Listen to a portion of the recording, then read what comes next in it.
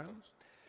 The talk's title is Sound Psychedelics, Repetition and Dysfunction.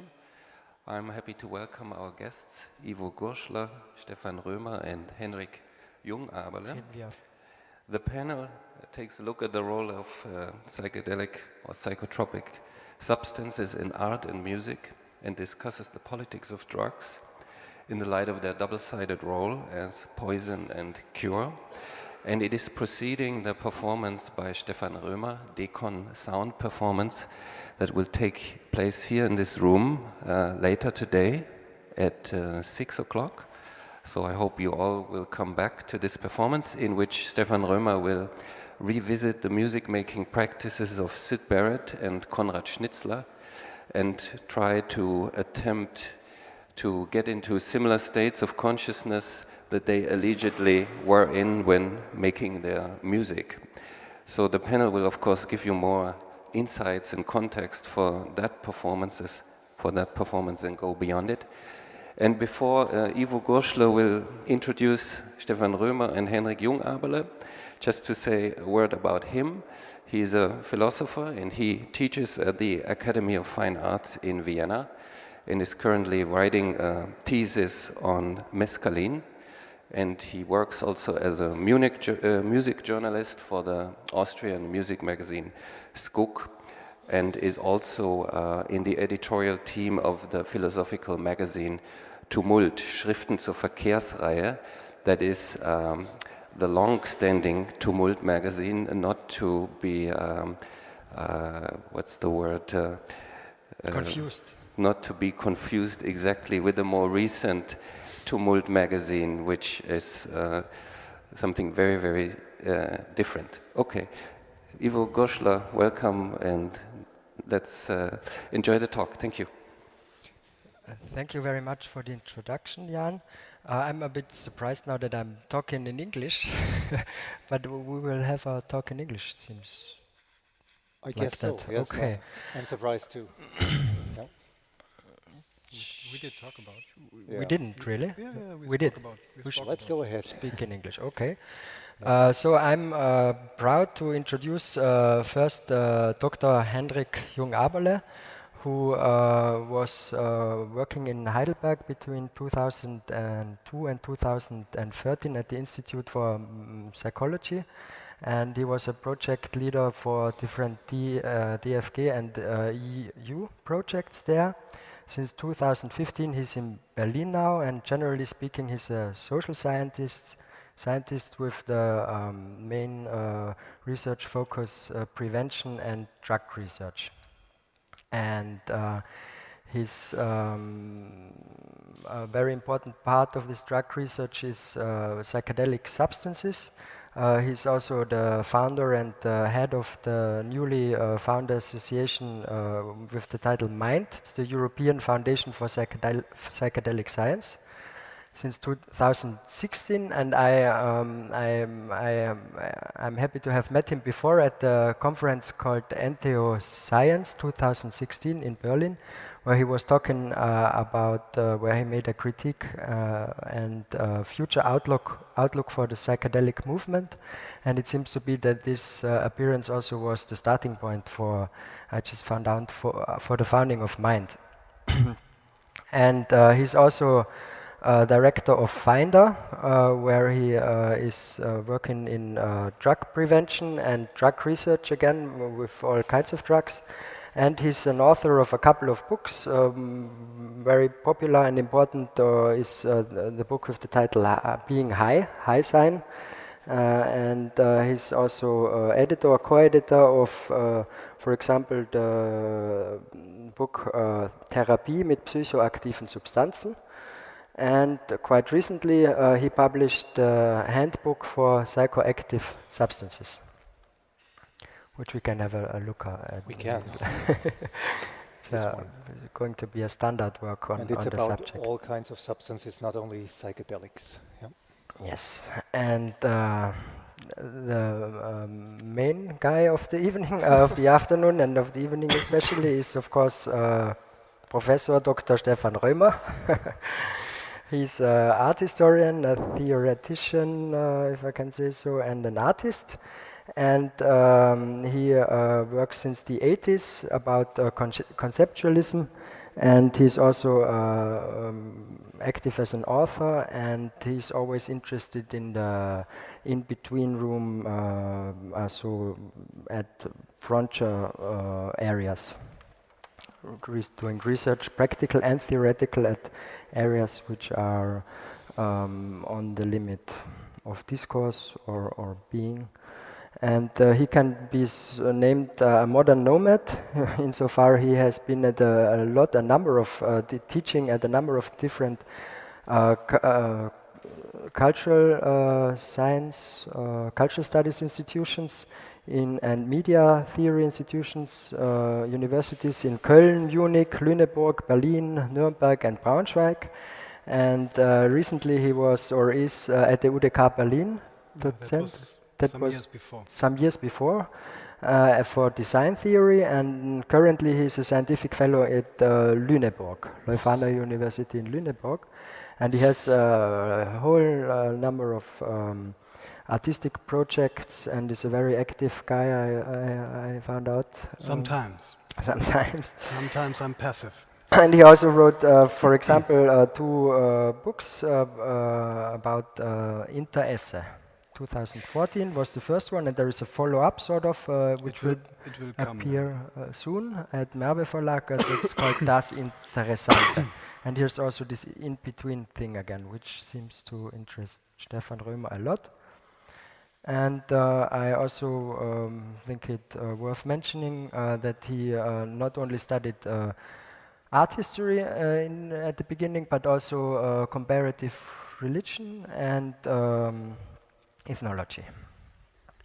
So that brings me to maybe the start of our talk. I also want to take up the Turmoil motto, and our usual conceiving of these substances maybe is that they are have a disintegrating effect on the minds of people, and we have the term counterculture, which was fueled by psychedelic substances, and this is our view on this special class of drugs. But in other cultures, as we know, those kind of drugs have a more integrative function.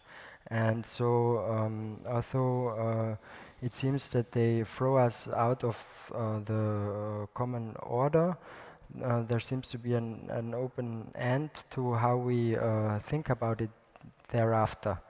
So if we take psychedelic drugs, the usual categories with which we perceive reality get suspended somehow, and then everybody seems confused in a way. But this has the positive effect that these categories also come into view maybe for the first time. And so I ask maybe Henrik first what he thinks about this opposition, integrative function in other cultures, and in the Occidental Western culture, disintegrating, bringing people out of capitalist realism. Is this Thank you, Ivo, for that starting question. I am not so sure if we have a clear opposition here. So the integrative function and the disintegrative function, there are tendencies, of course. In our culture, we lack a certain context of addressing, we lack a language of addressing altered states of mind. Often we lack a language of talking about consciousness at all. It seems not important to some people.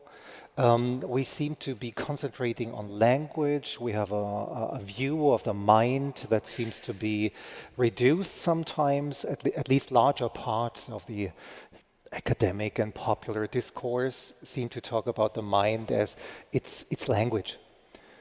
But what do these substances, what do substances reveal? They seem to reveal that the Cartesian view of I think, so I am, is completely spoiled, is completely wrong. We are more, and we are sometimes, only sometimes, an ego. We can only sometimes perceive ourselves and the world in those structured, in those sometimes power-oriented ways that the ego wants to provide us with. So, is there a clear distinction between integrative and disintegrative? In historian cultures, in the Amazon cultures that are taking ayahuasca, modern research seems to reveal that the function is much more differentiated than we think. There's a certain esotericism in our community about what they do with those substances. A story I often I like to tell is of a Shipibo tribe. That's about Turmoil. Of a Shipibo tribe where the young people seem to be obliged to take ayahuasca for the first time in their life at the beginning of adulthood. And of course, they are very afraid of that because ayahuasca is not love and light. The theory of mind that they have is very related to the ghosts and the spirits and the dead people, and ayahuasca seems to bring them into contact with those dead people. So in that ritual, that special ritual, the young people seem to run away, and the old hunters get after them. They carry them back into the village and give them ayahuasca against their will. They even provide them ayahuasca in a way of, you know that story already. They give them ayahuasca annually. So there is a lot of tension and disintegration in those cultures too. There's a lot of violence too. Well, I could go on now. Maybe let's stop here and maybe hear what do you think about those theses, Stefan? Do you think that there is a clear distinction between disintegrative and integrative in our culture? Like you said, I would say from an ethnological perspective, it depends always of the context. And like we can read in many books that there is a kind of religious, spiritual, however you want to call it, experience, even if it is in Europe, in the States, or in some other cultures. But the problem is, I think that under the Cartesian perspective, we don't have so many words to talk about, to speak about altered states of mind, because the function of religion in our culture is that it takes care of the spirituality, and if you have a little bit different experiences or whatever, you bring it in the spiritual culture, the church. So, like we convinced for many hundred years, church was not very liberal to accept also that there are other kinds of understanding, religious, spiritual, or maybe altered states of mind. That's I would leave it with that, and I think now we are some steps further, and we can develop a different understanding and a different handling with it, especially to get the context back to Berlin. I mean, there's a specific, let's call it subculture, however, there is a broad use of substances, and most of the time, often it's related to music, to come back to our issue. And just addressing your performance later, it seems to be much more about disintegration than it is about integration. We may see, the first part of it. In my view, we talk about two phenomena. The first is a psychological, a mind or philosophy of mind phenomena, which I call a tendency. We should maybe create, and there is a natural tendency of the mind to integrate extraordinary experiences that can be helped by the culture or can be rejected by the culture. And the second phenomenon is inculturation. Do we really accept that the mind is also is larger than the rational ego? And so we need words, we need theories, we need metaphors to talk about it, and usually we don't have them. And given that since 1961, with the United Nations Convention on Psychotropic Substances, we have a worldwide treaty to consider psychotropic substances as enemies and fight them. It has been hard for decades to develop such a language. So it has been developed in subcultures, if at all. So I want to say it very short on this point. I'm very thankful that Club Transmediale made it possible to stage this performance here and also this discussion, this panel here.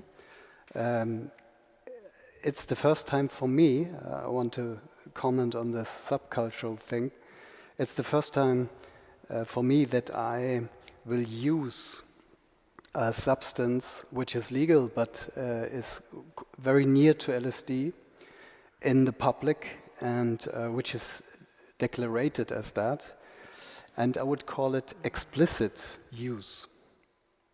This is also related to the two performances you will listen to later.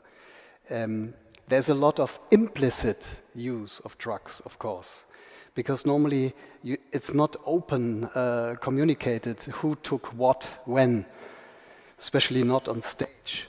But there's a lot of rumors about, these musicians are using a lot of this or that, and so we discussed it before, and this is the right moment, I think, yes, to use this substance, which is legal, and I take it now because it takes, maybe you know that, some hours to get tuned, and the performance is at 6 o'clock, so at that time I will be on a higher level than maybe in half an hour or something. So, and meanwhile, I want to say that generally, if you think about music and psychedelics, there is maybe 3 ways that psychedelics can be used in music. There is one, doing music on psychedelics, and the other is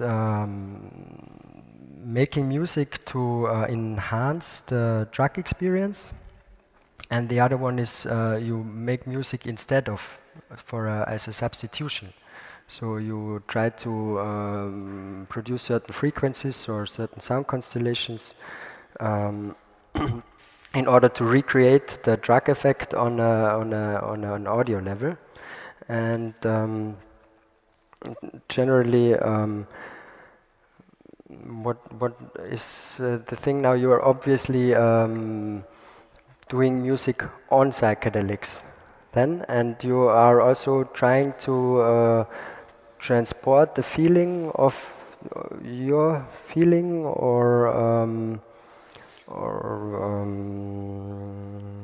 I wouldn't try to suggest you something as the audience. It's more about the experiment. Like maybe we can see the quotations, which you will see later for the performance, because it's about a description Friedrich Kittler gives of a performance from Syd Barret in the UFO Club, 1967, something like that. Maybe we should explain to the public who Syd Barret is. Not everybody knows. Syd Barret was the founding member of Pink Floyd. And at that point, I would say, I'm not interested in so much the music or the discussions about Pink Floyd. I'm really focusing on this quotation by Friedrich Kittler, which you can see in the back in German and English. And I'm trying to play this. I use this quotation as a score, like in Fluxus, and other conceptual art movements, where they tried out many different forms of scores.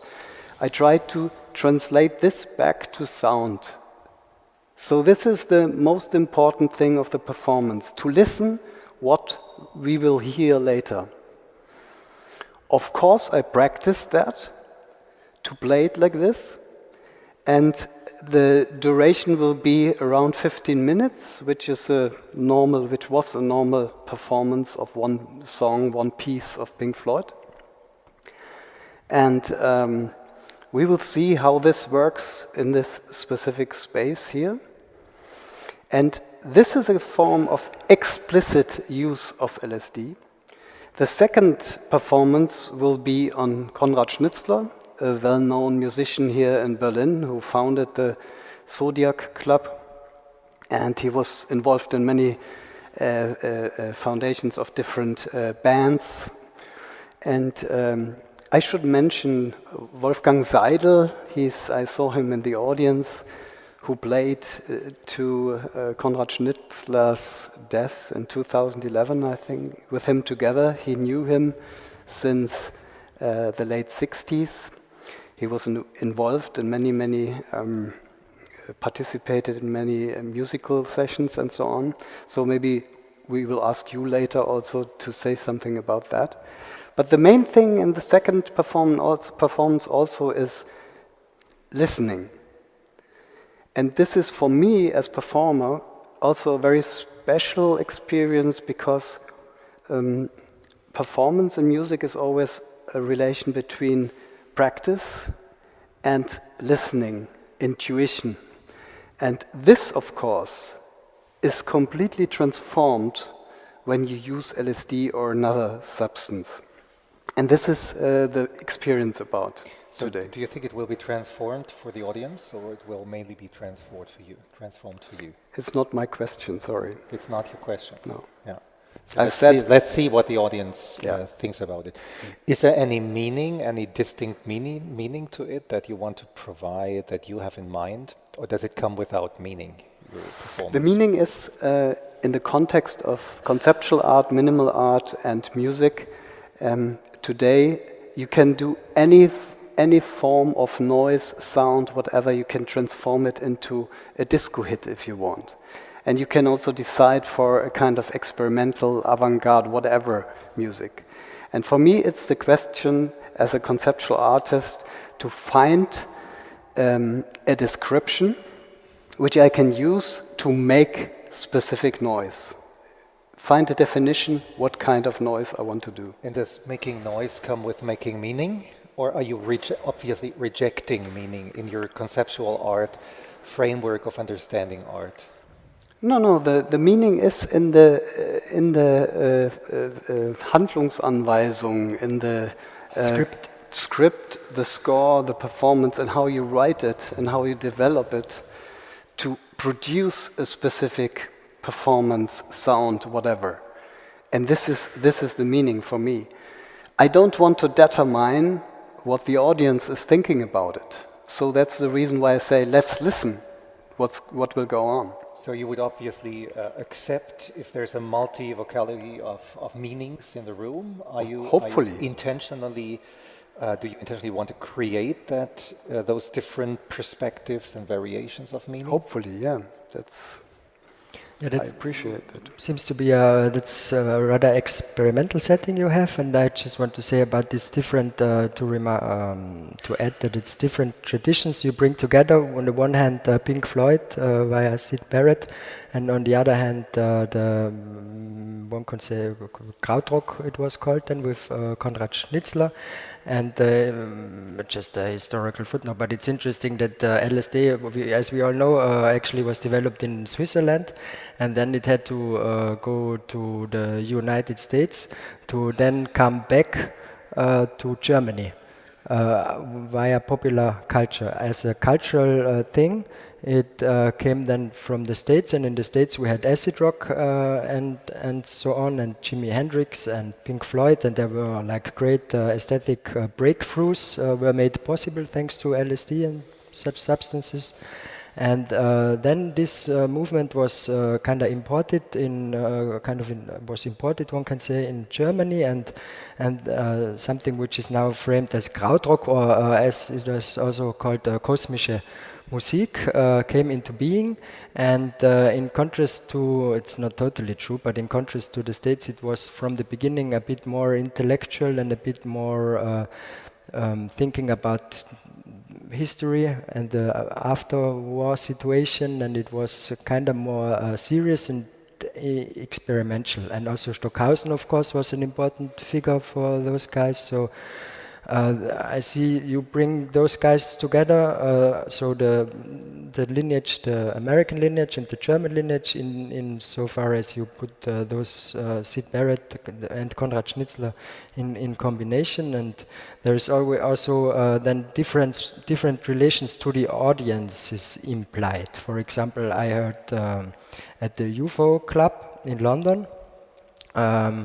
That was valued as a space where you could play whatever you want, more or less, because the people were totally drugged out anyways and lying around, and so that's what one of those musicians, I forgot which band member he was of, said how he described the scene, and the other situation is, for example, in the Zodiak Club, I think.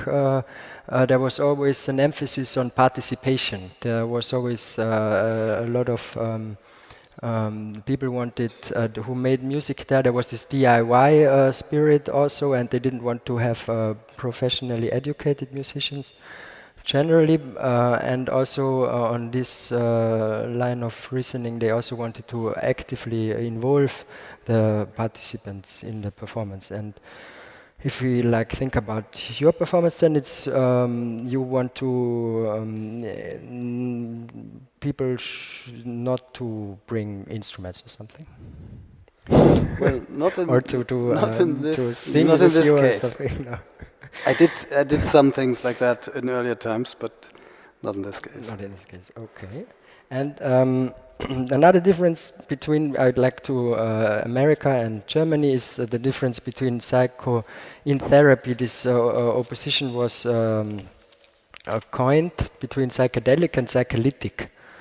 And in this context, psychedelic means high doses, and psycholytic means low doses. So in American therapy, generally, they give you a very high doses. State of the art is now and treating, when you treat anxiety-related issues that concretely come with the diagnosis of terminally ill sicknesses, then sometimes these come with certain anxiety states, and they are treated by giving. Of course, there is first training and some beforehand sessions, and then you get a very high dose of psilocybin mushrooms, and you lie on the couch, and you get blindfolded, and you get headphones, and there is even now a scientifically approved of track listing, which starts with Vivaldi and is generally a very classic, and it ends with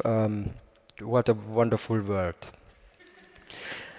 And in a certain way, this is it's nice if it works. It obviously works, but also it's a kind of capitulation before those drugs, because it's individualized. It's only this one person who has to deal with him or herself, and again, it's great when it works, but there is no collective experience involved at all, and it's also depoliticized, and so that's just to, and the psycholytic approach, on the other hand, is more with low doses and more like a talking cure. In psychoanalysis, this was used as an adjunct LSD and so on. So people were more able to function and to think and to talk about themselves in another way as they are usually able to. And so I just want to say, I want to ask about your dose for this evening, because it's always, we know about set and setting, but it's also obviously important how high the dose is. Stefan, before you do it, let me remark a little bit on the psycholytic and psychedelic, because I always hated that this discrimination. It's not relevant anymore, I think. since like 5 years, we have a renaissance of research in the field. And usually the people who are doing the therapies for trauma therapy or for alcoholism and for depression, they use a rather small dose, which formerly had been called psycholytic, but nobody is using the word psycholytic. It's a historical discrimination. I think we can say high or low doses. We can just say high, moderate, low dose, because a lot of ideology comes with it that we don't use anymore in research. So let it just drop down into history, remember it and respect it. But still the question remains, how high will you be? I think it's a moderate dose. It's not very high. Like I learned that Syd Barret and his contemporaries used 10, 20 times more at that time in the 60s. I think the research was not so good at that time. The people didn't know how to use it. And today the doses are much lower. But I think it's a moderate. You're the specialist. I don't know so much about the historical development of this dosages. From what you told me, a moderate dose would be a good way of talking about it. But when you talk about Syd Barret and those people sometimes taking 800 micrograms of LSD or 1,000 micrograms of LSD, there was another thing to it. There was a kind of heroic storytelling. You take the acid test and then you're a fully functioning human being, or you're completely out of order and become a psychiatric patient.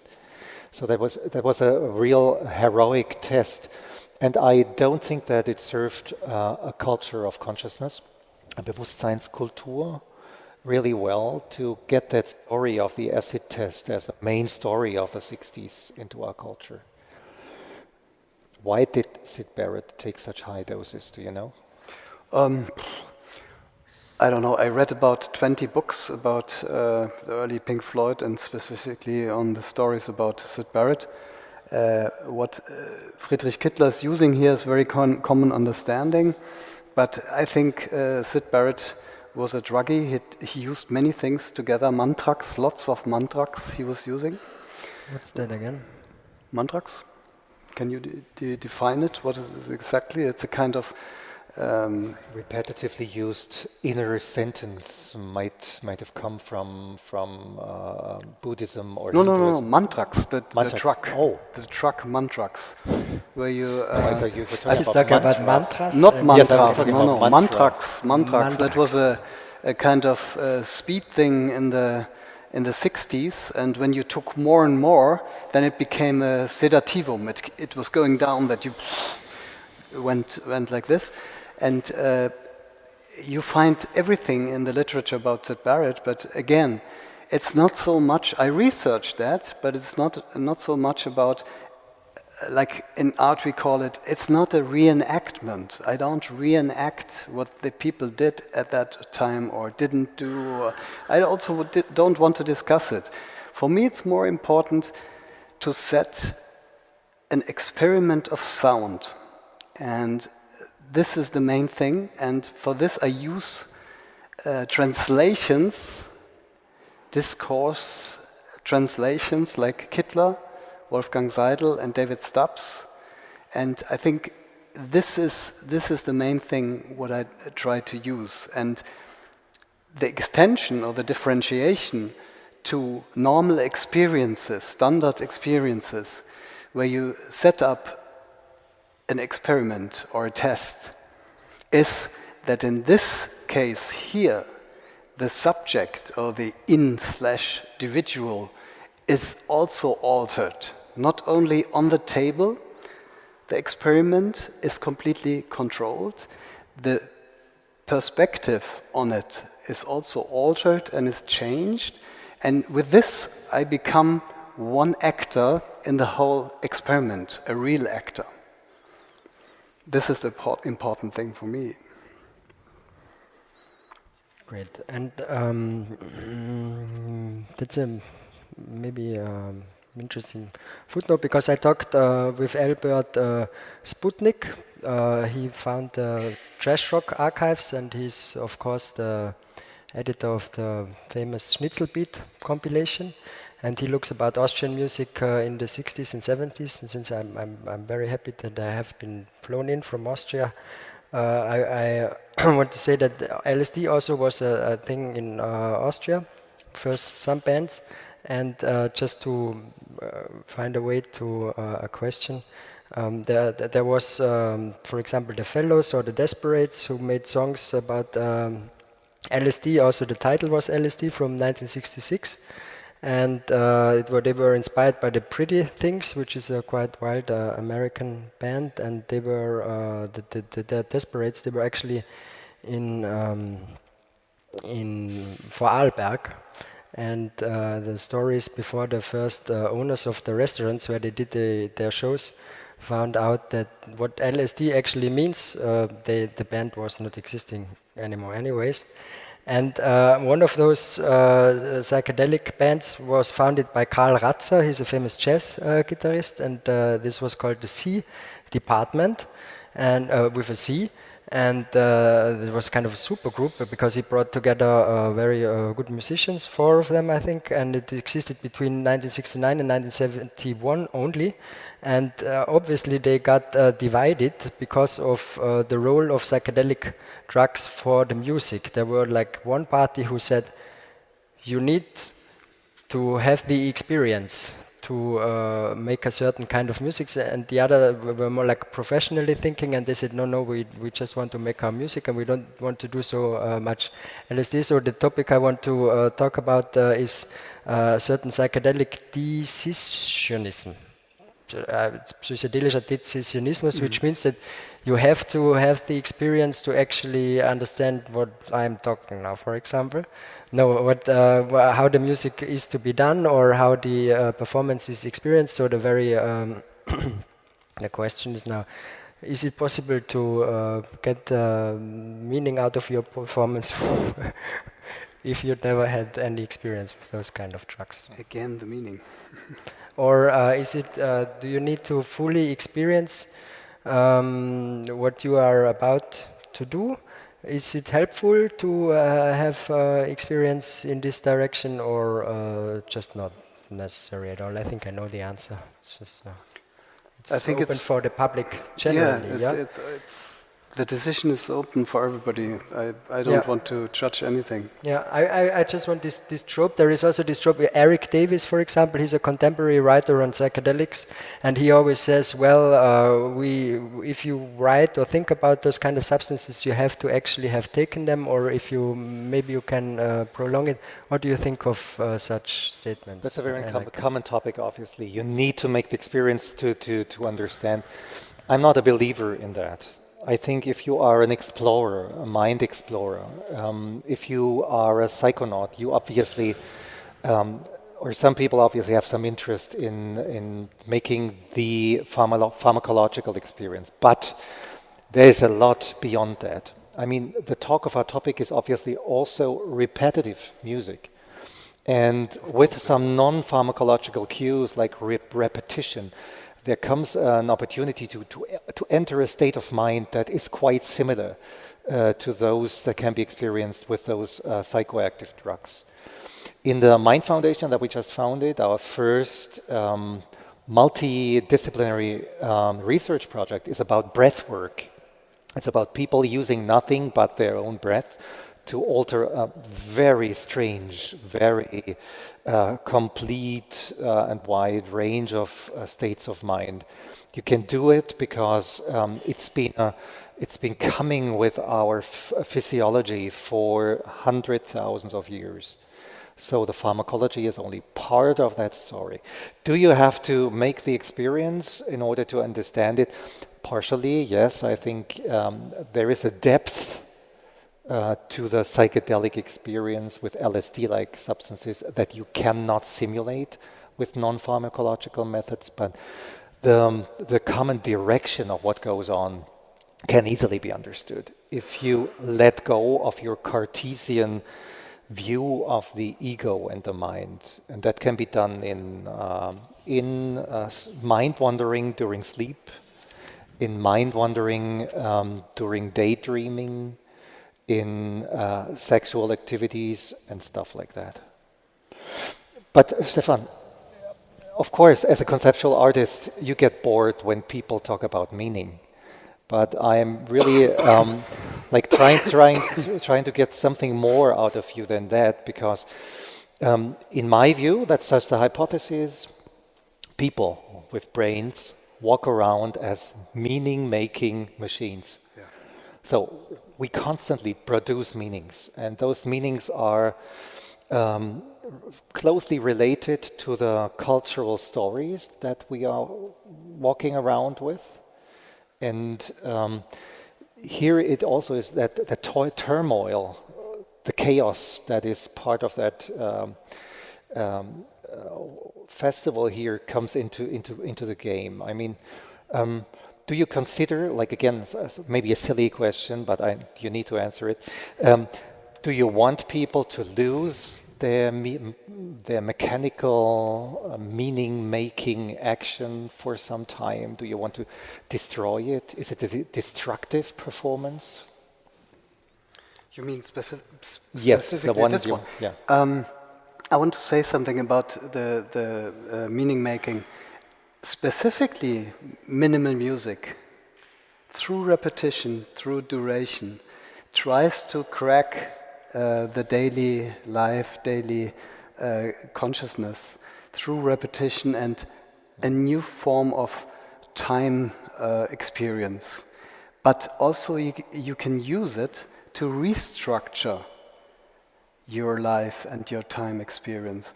And this is, I mean, only this would be a very interesting aspect of meaning-making of a performance like this. And of course, I adore musicians like Terry Riley, who do this since 40, 50 years. And I think this is, of course, they produce in a way meaning, but the meaning is not determined. Like when I write a word on a painting and I say, this is the meaning, this is completely different. I count on individuals who are strong in their possibilities for decisions and for reading of different cultures and accept also different cultures. And so, again, I think the main important thing here is listening. I have maybe some problems with playing the instrument and so on, but that will show, that will turn out. We will see. By the way, are you experiencing first phenomena of an altered state of mind?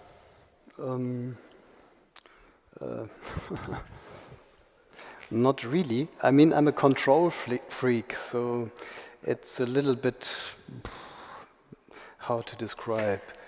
Maybe it's a little bit getting warm in my breast, a little bit. That's the only thing I can say until now.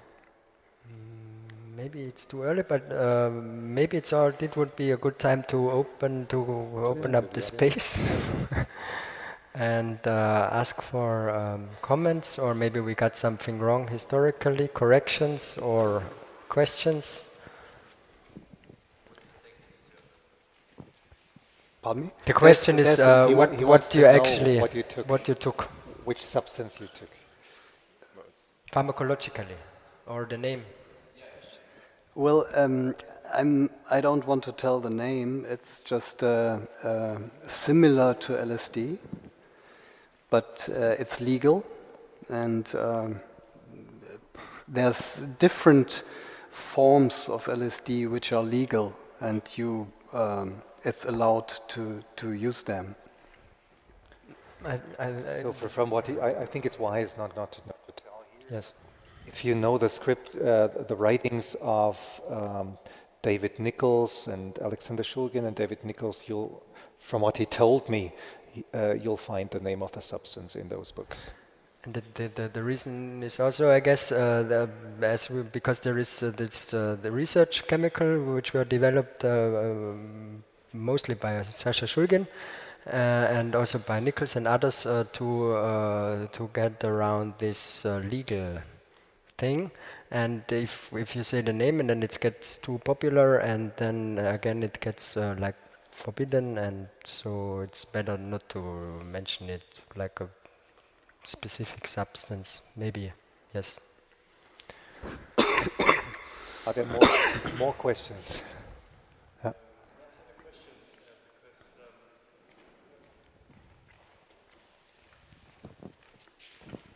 Yes, okay. So I'm interested in the depiction of the psychedelic experience. And in the 60s, you have a very specific hippie-like psychedelic in paintings and music and everything. And then you look today at the psychedelic scene, which is more in the psychedelic trance scene, where electronic music is depicting the psychedelic experience, and we have the three-dimensional graphics, and it's making...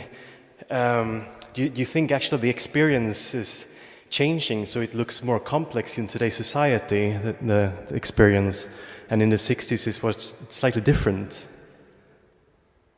You have some ideas around this and how the culture is affecting it?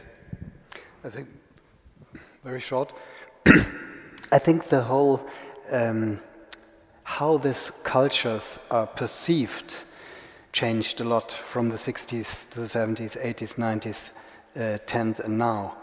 And I think also the techniques, you can draw pictures about all the different aspects.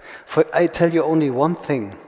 When I see the videos, mostly taken by Peter Whiterat, the filmmaker of Pink Floyd in the 60s, it's very little about music, and it's very little about art. Most of the thing is advertisement. And we convince what came out of this form of music. I'm really criticizing this form of commercializing of music. And I think if you see what happens with iTunes and all these other things in the contemporary, you have to look at these videos, see the videos. Lots of naked girls get painted, whatever. You don't ever see a naked man, gay people, whatever. It's always, you see only girls. It's a complete exploitation of female nudity. And it's correlated with the understanding of hippiness and flower power and also psychedelics. And this is what I really criticize. So I think there should be a complete different discourse level to discuss this.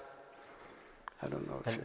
So I think it's a very interesting question. Yes, I think the experience is changing. In a way, the peace and love hippie way of using the substances, in looking back from 2018, has been in a way more about destruction of bourgeois ways of living and seeing the world than about creation.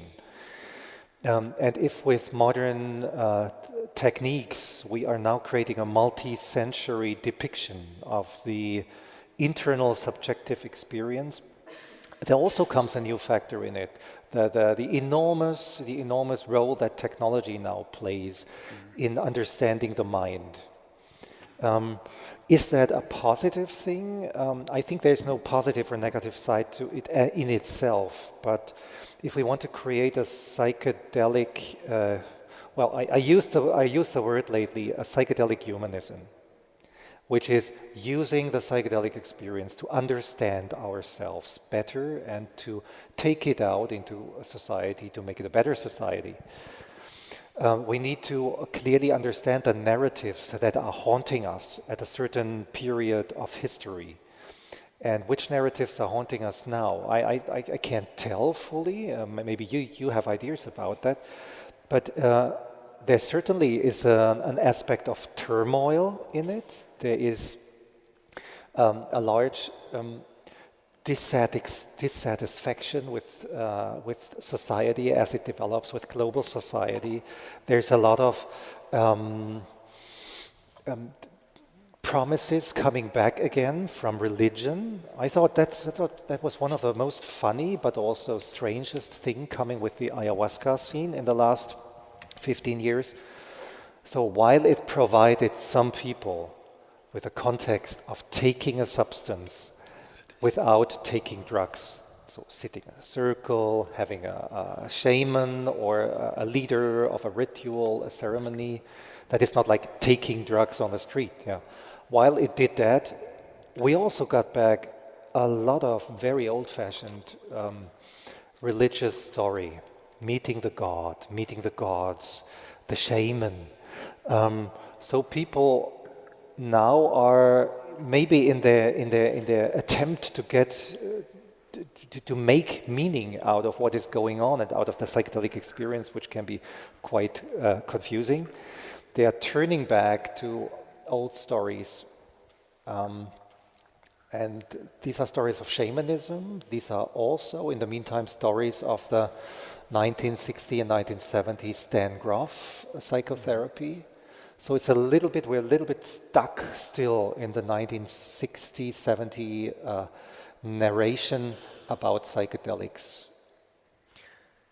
Yeah, and I think the difference you made between implicit and explicit use of drugs is interesting in this direction, because a lot of people use psychedelics to inspire their way of making art, and then don't try to depict the actual experience, but just use it as an inspiration. And there is others who try to depict the experience, and I have the feeling there is a certain, also you can say there is a certain Engführung, or it's getting more like, if you look especially at Goa trance art, or which is called psychedelic art in the narrow sense, it's always these same colors in a way, and there is always very detailed way of drawing things and very colorful, and so maybe this implicit explicit distinction is also of use there. And Lars Bang Larsen, he wrote a thesis about this. He's the specialist when it comes to think about psychedelic art. He's from Sweden, and concerning I have a slightly different perspective maybe, because I think psychedelics could also be used as a means to not to promote some humanism, but maybe quite on the contrary, to try to overcome what can be called Western exceptionalism, and thereby getting an understanding of the existence of completely other cosmologies right now on the planet, and that they are also have a certain value which is not so obvious in technological and terms of practical applicability, but they have other ways of perceiving the world and also perceiving being human itself, which can maybe also be inspirational for us, and then it's that's another way of trying to get something out of those substances. Maybe it's not a contradiction, but I like that idea that psychedelics give you a feeling of the Sonderweg of this culture, and maybe open up the sensory or the senses for the possibility of different directions also. That's a very interesting aspect of the psychedelic experience. Like the Bewusstseinsphilosoph Thomas Metzinger puts it, ourselves, with it coming the cosmology, are usually transparent. We don't see it. We look through it like a window pane.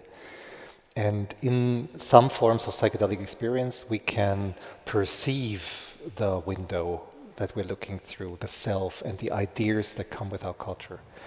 But then again, sometimes what you said sounds to me like a very strict, very strong form of relativism. So symmetric anthropology, one can say.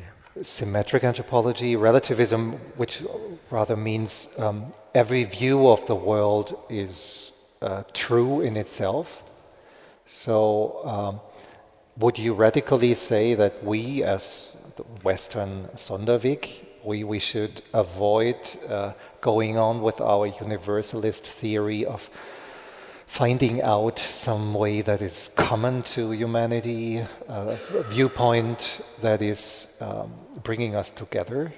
Can't there be views of the world that are dramatically wrong, like ours, and maybe some Amazonian tribes too? No, that would be. Of course, one has to. This is a very would not be wise for a philosopher to move, like from a universalistic ways of perceiving the world, but maybe that has not.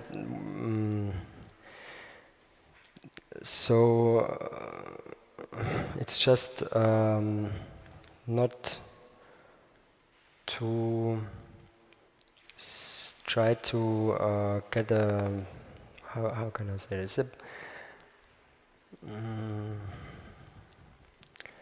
Well, the very first one who thought, so there is also some philosophers who thought about the masculine experience in between in the interwar period. And they interestingly did not. There was a lot of experiments in. There was only experiments in psychiatry actually, because masculine was conceived to be a psychotomimetic agent, and so the scientists, the doctors, didn't give it to the patients actually, but they injected it themselves to get a feeling of how it is to be mad actually. So that's so an emphatic use of those drugs, and quite nice actually, but also this can be critically perceived with Foucault, for example, who says actually it's just a way to enhance the power of psychiatry by way of saying, yes, well, I know how it is to be mad, you don't need to talk to me anymore. And there were like 3 philosophers who wrote about it in the 30s, and there is one of those, so it's one of those is Helmut Plessner. And he's a very famous philosopher still today, and he's the founder of philosophical anthropology. And he came to the conclusion that there is no objective means actually to say that this cosmology is right and the other cosmology is wrong, or this is better, or this is worse. And and also he said it's not just because we as scientifically minded people don't have the means to objectify the experience of somebody who is said to be mad, does not, so he's going quite far, does not mean that he's necessarily wrong. So he is trying to open up this very wide. So usually, nowadays we think it's, if we listen to patients which are like diagnosed with schizophrenia or something, then that's already a high goal, because in psychiatry usually people don't listen so much. It's more like the psychoanalytic approach who wants to actually get something, so working with a talking cure. And but he really wants to find a way to see this experience as a valuable experience, and that's a far out goal probably, but so that's the background somehow to this relativism. And it's not relativism, it's more like a perspectivism maybe. And it's Vivairo de Castro and those guys who say there is other cosmologies, animistic, totemistic and naturalistic, and that's a big question for me, because some guys say that what you can experience on psychedelic drugs totally depends on your basic mindset. So when I take drugs, psychedelics, then my experience will be structured according to my worldview, like it is. And if somebody in the Amazon or somebody somewhere else takes it, then for example he's from animistic ontology, then he has this soul flight, or he's from a totemistic ontology, then he's like possessed by something, and me, I go just crazy. And but the interesting question is then maybe there is still some common ground. So that's, I think there is actually. So that's the universalistic thing beneath, maybe even. These are really great topics. We should dive into Yes, it more deeply. but we can also say music, the music in ancient Yeah. cultures, and I think what we can learn from these ancient cultures, or for these other cultures, without romanticizing them, is that they found like collective means, collective drug use in serene settings. So it's great if we have parties and do a lot of drugs, nothing against that. But they have a certain serenity when celebrating, and music, of course, plays a certain role, and repetition, and the minimal is related, I think, from the experience.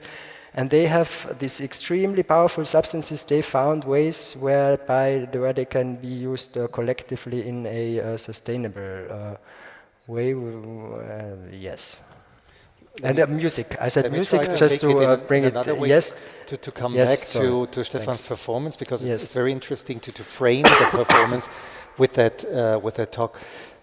Don't you think that some of the turmoil that people experience in today's world, some of the AfD-like protests that we experience in Germany and in other parts of the world, comes from not being able or being bored by universalist thinking, by not addressing what we have in common anymore?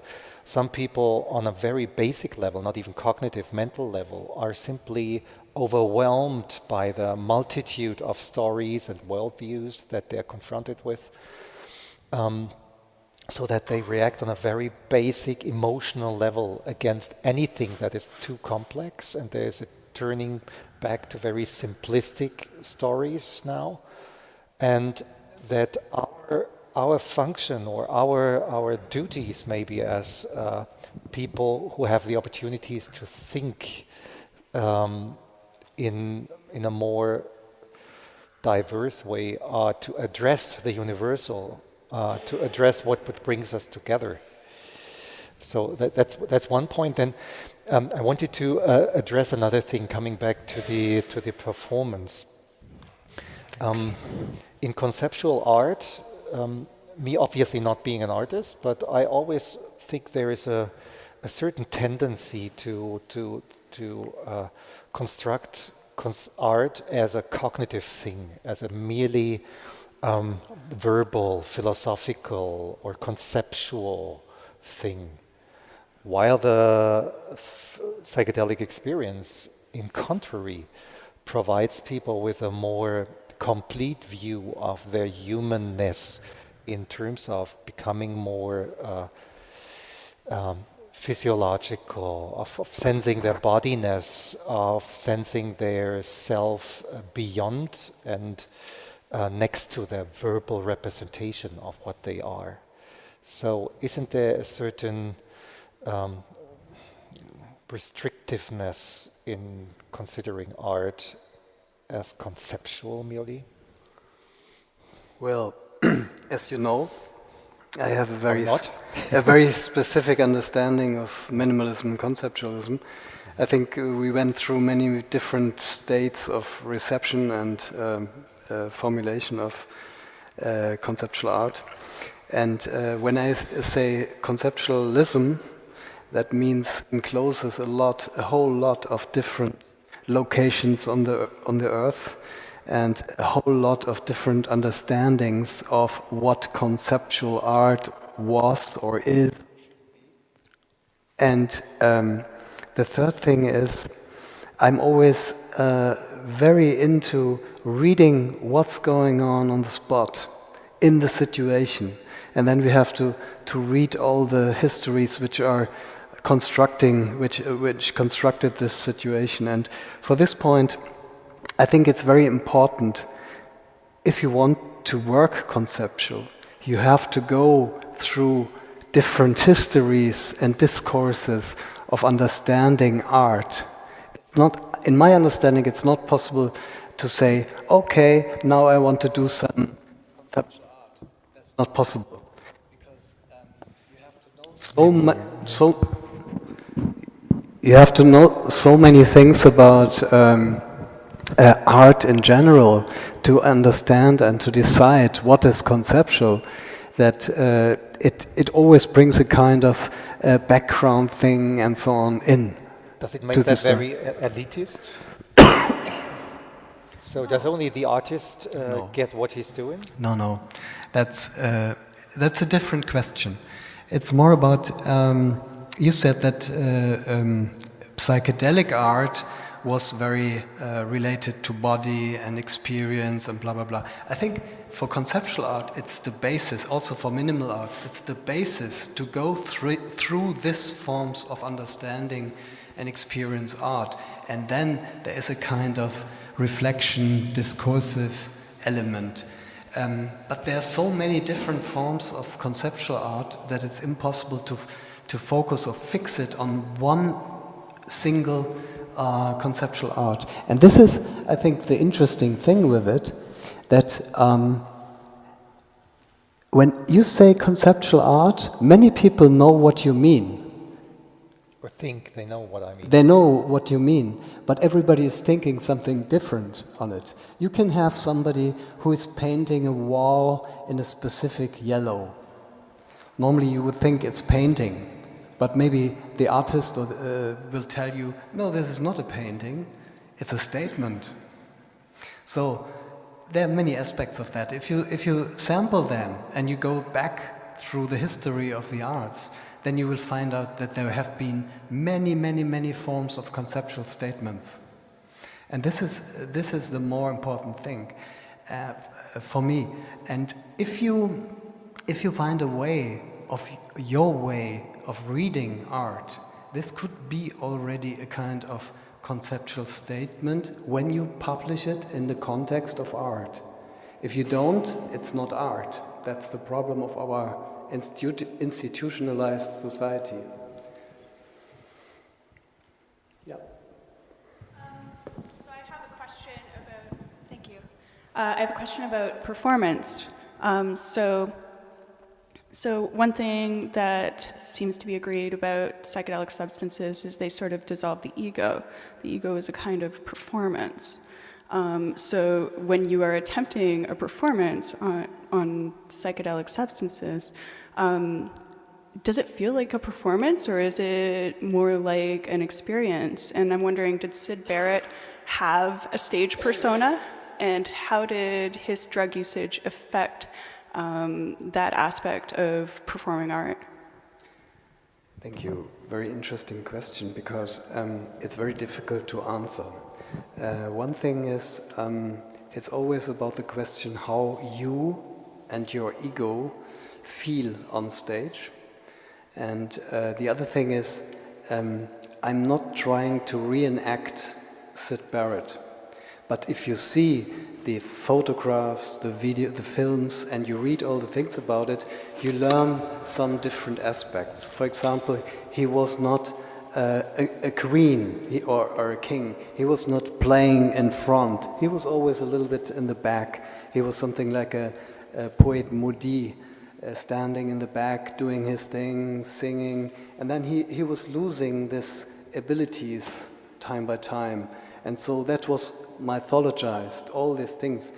But I'm not trying to reenact this. I'm only taking the quotation of Friedrich Kittler and trying to have the setup, nearly the setup, which was the setup of Syd Barret, 1967 in UFO Club. And I would try to play this sound, like the quotation describes it. And this is the only thing, and then we can see how we perceive this. But the other thing is, of course I'm a little bit afraid about playing the second set, because I experience when I use psychedelic drugs that I have strong visual experiences and different noise or sound experiences, and it's much more difficult to coordinate all these different machines and to bring them in a kind of sound thing. So, for example, my plan is, I don't know if it works out, my plan is to start very slow and try out how it works, how it feels for me, and then we don't know what will happen. Thank you very much. I'm really looking forward to seeing the performance, and I can already see a little bit of a shimmer around your head. Stefan, it's very nice to say sentences like you and your ego, because that's all the puzzling stuff that we expect from psychedelics. Who is the you who says, and my ego? So, it's the self, the me, and the I. These are three different, at least. Yeah. Can you tell more about, with the Syd Barret performance, we also have a narration of pathology coming with it. Is it important to you that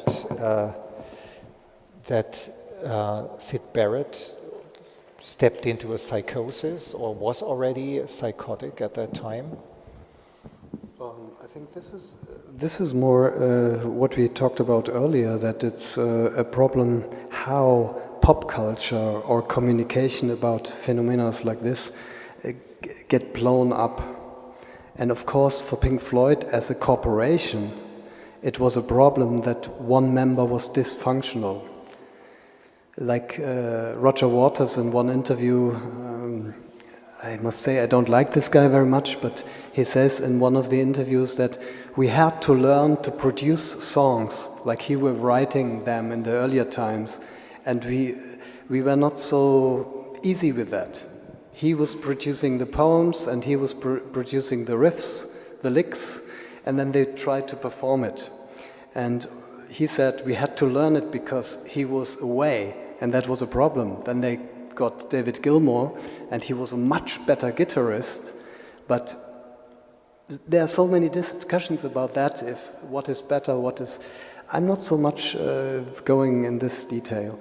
For example, when I switch, let me switch to Conrad Schnitzler. What I found completely different between these two historical figures, but it's also a kind of uniting element that they were in their specific contexts functional and dysfunctional. And that produced very, of course, different forms of music and different forms of psychologies. But the interesting thing is that when you study all these histories, you see that some types of personalities function more, and other types doesn't function so good. And that was very interesting for me.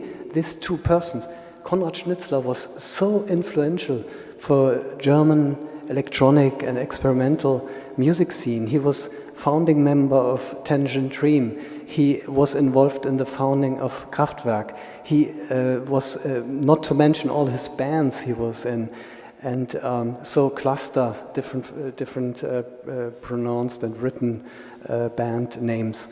This is very interesting to find out how this dysfunction-function element works or worked with these persons. Thanks. Yeah, what I have to say is a little bit painting a wrong picture. If you see psychedelic music or this special branch of psychedelic in Germany that later became this label Krautrock, nobody had heard of that in Germany. The time the music had been made. It's wrong if you tell the story that way, that the music was a result of taking drugs. It is closer to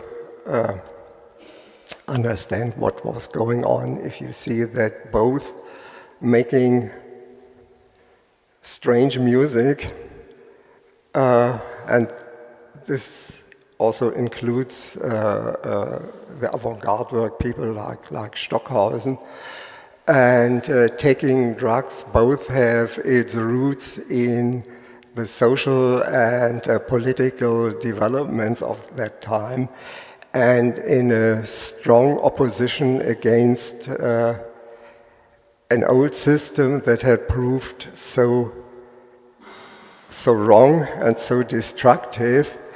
And it's not pure, what's Zufall? Pure coincidence that the first generation of musicians, be it in the avant-garde field or be it in Krautwerk, had been people that had been born before World War II and lived through World War II as children or grown-ups.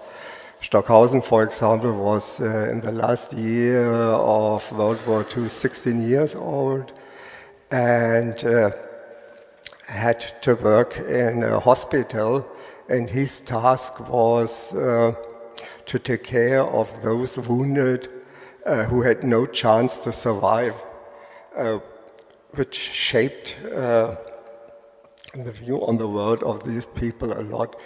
And when you read about Conrad Schnitzler attacking a cello with hammer and nails whatsoever, it's no coincidence that he took a cello, because a cello, as being one of the instruments of classical music, was a symbol of the old cultural and political hierarchy.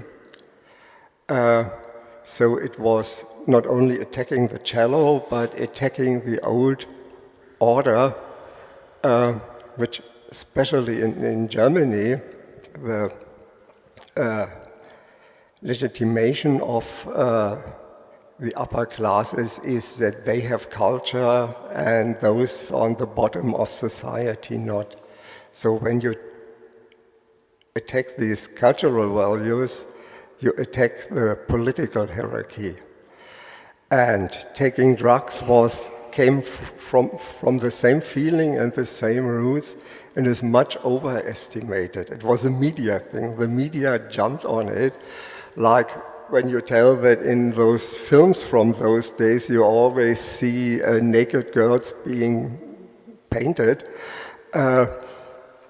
And the truth is that the musicians, being some kind of opportunistic, jumped on that train and created or helped creating that image of drug taking, free love in a commune.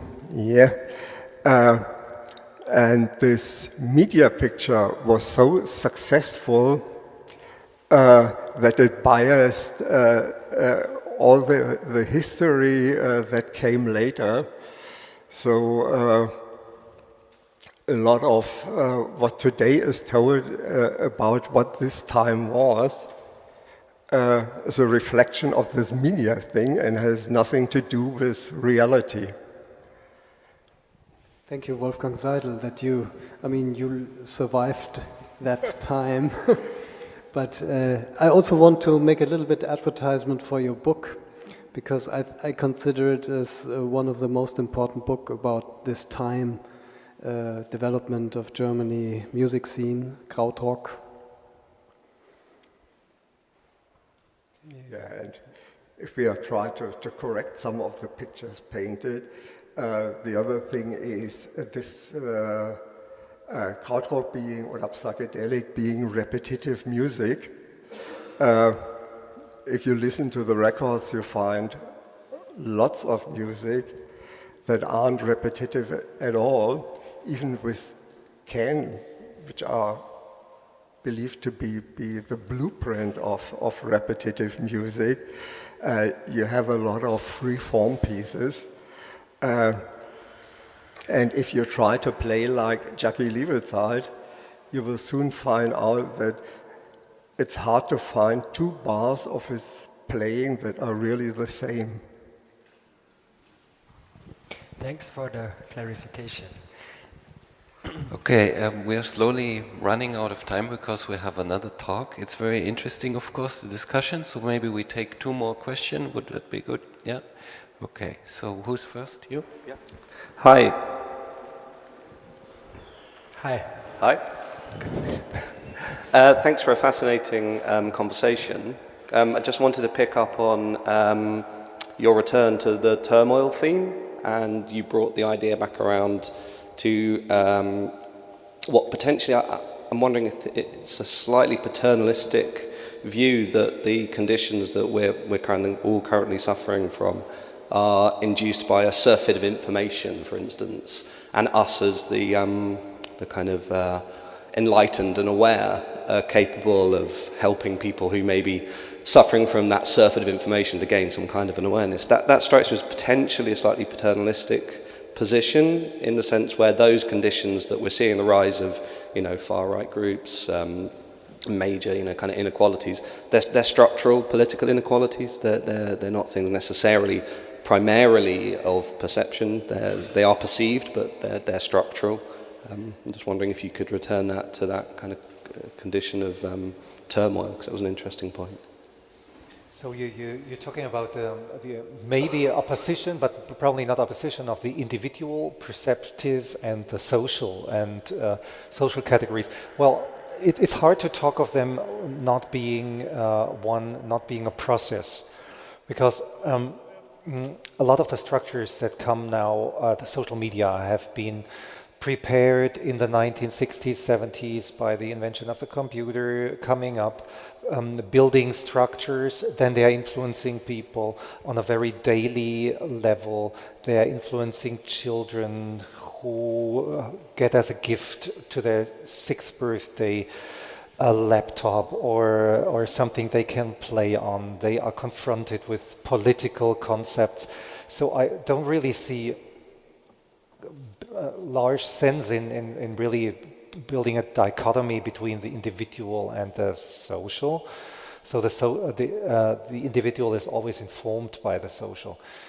But from my view, when we look at the world today and the media we perceive it with, that's how we look at the world. It has become so multivocal. It has become so unauthoritative, of course. And if you walk around in a certain sphere like Berlin, the solution that a lot of people find for that problem is everybody has her own view. Everybody should stick to her own view of perceiving the world. But that looks like a flaw to me. I mean, if something can be said about that Homo sapiens species is that we are social beings. So if our solution is becoming only individuals and not individuals within a social network, body, whatever, this seems to be falling short of a solution. No, I absolutely agree, but I guess I see the impetus and the urge to shift the significant structural inequalities, the significant wealth inequalities, the large-scale repressions of mass bodies of people, as primarily. And do you still see it as an opposition, as a dichotomy? No, like in the 70s, you either became an esoteric or you became a revolutionary? No, not at all. They're deeply interrelated. But I guess some of my concern around the terminology of suggesting that us as people who may have an access to other ways of seeing, which sounds elitist, potentially paternalistic. Yeah. Whereas people have ways of seeing things that is incredibly important, and I would see our interaction on a social body would be to gain that understanding, that deep understanding of those individuals who we may find abhorrent or difficult or challenging. And I don't know how you do that. I don't know if that's through psychotropic compounds or if that's through radical conversation and talking, which seems to be at the basis of sort of psychoanalytic, psychotherapeutic and kind of those kinds of practices. Yeah, no, I see it as a joint thing. But thank you. I would like to come back to this framing of functional, dysfunctional, because maybe at the heart, if we take 68 as a starting point, maybe of things, of taking psychedelic drugs, of experimental music evolving, maybe in relation to taking drugs, but also seeing this in relation to capitalism and popular music and culture becoming a mass culture. How can we see this, or what's the heritage of psychedelic drugs in 1968 today? Is it still relevant? Because if you try to get, taking drugs and not being functional is somehow a reaction also to we don't want to be functional because we are taking drugs to look for something else, and this is also relating to experimenting with arts and music and so forth. And do you think that 68 was sort of a starting point for all the different genres, subgenres, and various experimental sorts of music to start and flourish? If you want me. Just a short remark. I wouldn't associate drug culture with 1968. I think 1968 is one specific political window we could open, but it's much bigger than this evening today. And the other thing is, I have a problem with this term, drug culture. I would say drug cultures first, and then I would say cultures of different substances. I didn't use the term. Drug culture, you were using it. But I don't think so. But okay. It doesn't matter. I don't remember. But thanks for the context also to come back, maybe the political context he was brought in, and it's not all about drugs, of course, and in Germany especially there was more thinking about about war and the horrible things, and it's important to see that it was a factor, an important reason for the making the music what it was also, and it's not all about drugs, of course, but it's obvious that they played a certain role, and more drugs were used. That's what I want to say in the 80s and in the 90s in the rave culture and so on.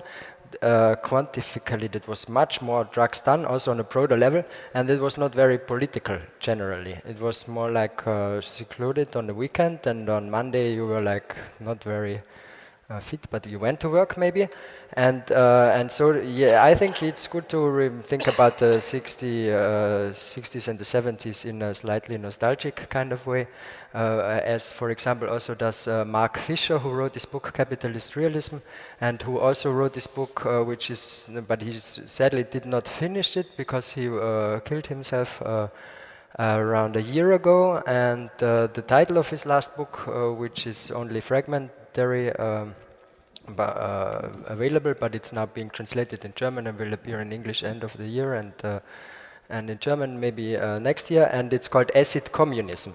And he has an affirmative position to the 60s and to the 70s, and he says this was a good time, although it was a minority thing and it was not all about drugs, but he calls it acid communism, and he says we should see what was actually happening there. There was the realm of possibilities seemed to be much larger and than it is nowadays, for example. So he sees psychedelics in a way as one way of getting an outside view on what he calls capitalist realism.